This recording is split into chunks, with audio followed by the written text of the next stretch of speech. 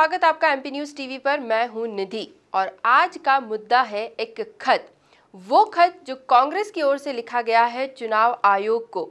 इस खत में बैलेट पेपर से चुनाव कराए जाने की मांग की जा रही है। मध्य प्रदेश में जल्द ही उपचुनाव होने जा रहे हैं। हालांकि तारीखें अभी तय नहीं है, लेकिन तैयारियां जोर शोर से चल रही है और इस सब के बीच कांग्रेस का ये खत सुर्खियों में बना हुआ है।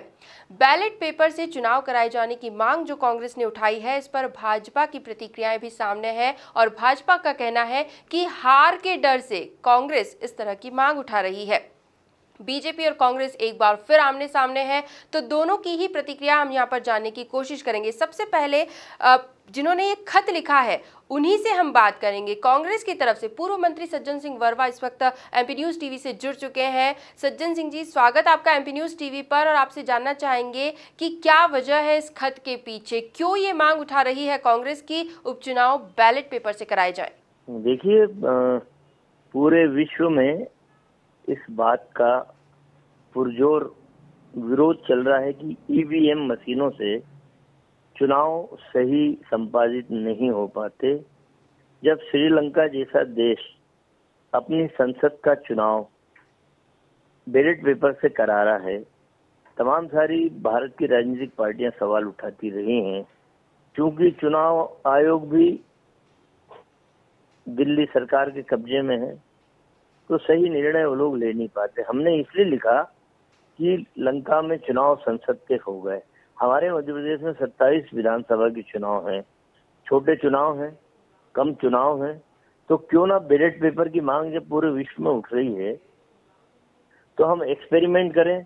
27 विधानसभाओं के चुनाव हम बैलेट पेपर के माध्यम से कराएं, तो लोगों में जो भ्रांतियां है रिजल्ट आने के बाद ये भी दूर होंगी और मैं समझता हूँ कि निष्पक्षता बैलेट पेपर में ज्यादा रहेगी।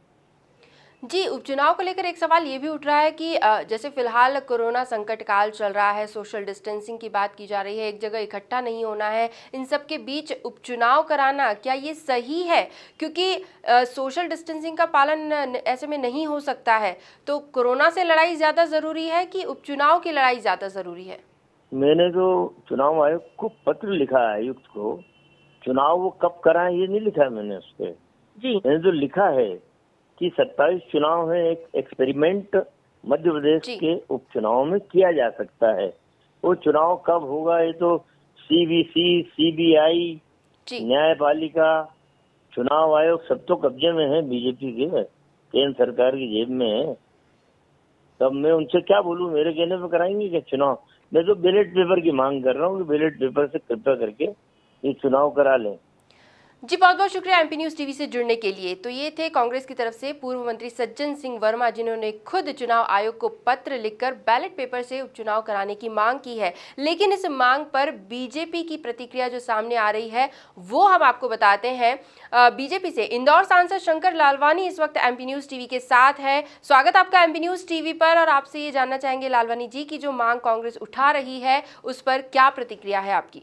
देखिए, जब कांग्रेस हारती है, बौखलाती है, तो उस समय इस प्रकार के बातें करती है और इतने व्यवस्थित मशीन के द्वारा चुनाव पूरे देश में और नहीं पूरे विश्व में हो रहे हैं और कई चुनाव हुए हैं, तो मुझे नहीं लगता है कि क्यों फिर वो अब तो पेपरलेस की बात हम जब कर रहे हैं और फिर वो पेपर पे आ रहे हैं, तो कहीं ना कहीं मुझे लगता है कि अभी से वो अपने आप हार की कगार पर हैं और हार स्वीकार कर रहे हैं। इस प्रकार के अभी से ही मांग कर रहे हैं। बाकी चुनाव जिस प्रकार चाहेगा उस प्रकार से चुनाव आयोग को चुनाव कराना चाहिए। जी लालवानी जी, और जैसा कि अभी सज्जन सिंह जी से हम बात कर रहे थे तो उन्होंने कहा कि उन्होंने श्रीलंका का उदाहरण दिया कि कैसे श्रीलंका में संसदीय चुनाव संपन्न हुए हैं, मध्य प्रदेश में क्यों नहीं हो सकते? मध्य प्रदेश में एक एक्सपेरिमेंट के तौर पर होगा, तो एक्सपेरिमेंट करके देखने में कोई हर्ज नहीं है। इस पर क्या कहेंगे? वर्षों तक, लगभग वर्षों तक बैलेट पेपर से कई वर्षों तक हुए, हाल ही में कुछ वर्षों में मशीन के द्वारा हो रहे हैं, तो हमेशा जो आजादी के बाद जो चुनाव हुए वो बैलेट पेपर पे हुए हैं। अब जब प्रक्रिया चुनाव आयोग एक स्वतंत्र आयोग है, उसमें किसी का हस्तक्षेप की बात नहीं होती, तो उस समय उनसे इस प्रकार की बातें करना मुझे लगता है कहीं न कहीं कांग्रेस हार रही है, उसकी बौखलाहट में इस प्रकार की बातें कर रही है। जी लालवानी जी, बहुत बहुत शुक्रिया हमसे जुड़ने के लिए और अपनी प्रतिक्रियाएं हमसे साझा करने के लिए। तो दर्शकों, ये थे बीजेपी की ओर से इंदौर सांसद शंकर लालवानी जी। बीजेपी और कांग्रेस अभी भी अपनी अपनी बात पर अड़ी हुई है। हालांकि चुनाव आयोग क्या फैसला लेता है ये देखना भी काफी दिलचस्प होगा। जो कुछ भी अपडेट्स होगी वो हम आपको जरूर बताएंगे। एमपी न्यूज पर अन्य खबरें लगातार जारी हैं। आप बने रहिए हमारे साथ, देखते रहिए एमपी न्यूज। धन्यवाद।